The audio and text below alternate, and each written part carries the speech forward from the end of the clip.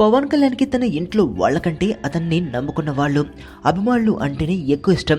Charan audio ఫంక్షన్కి డుమ్మ కొట్టే పవన్, నితిన్ అనగానే ఎక్కడున్నా సరే వాలిపోతుంటాడు.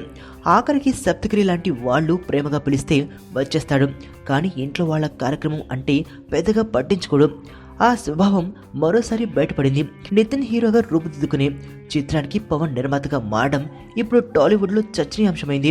నితిన్ కోసం పవన్ ఏం చేయడానికైనా సిద్ధమే అనే సంకేతాలు పంపింది. ఈ కాంబో పవన్ అభిమానుల్ని, నితిన్ అంటే ఇష్టపడే వాళ్ళని తెగ సంతోషపెట్టేది. అయితే మెగా అభిమానులు మాత్రం కాస్త కినుక వహించడం ఖాయం. ఎందుకంటే పవన్ కళ్యాణ్ నిర్మాతగా, రామ్ చరణ్ హీరోగా ఓ సినిమా రూపుదిద్దుకుంటుందని ఎప్పటి నుంచో చెప్పుకుంటున్నారు. పవన్ కళ్యాణ్ ప్రొడక్షన్ లో బయటి హీరోతో సినిమా చేస్తే అది రామ్ చరణ్ తోనే అనుకున్నారు. అయితే ఆ ఛాన్స్ నితిన్ కొట్టేశాడు.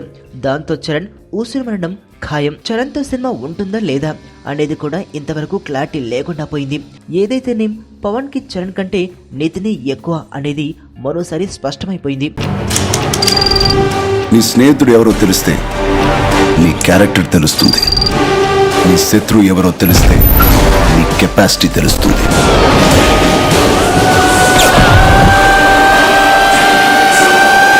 నా శత్రువుని సెలెక్ట్ చేసుకున్నాను.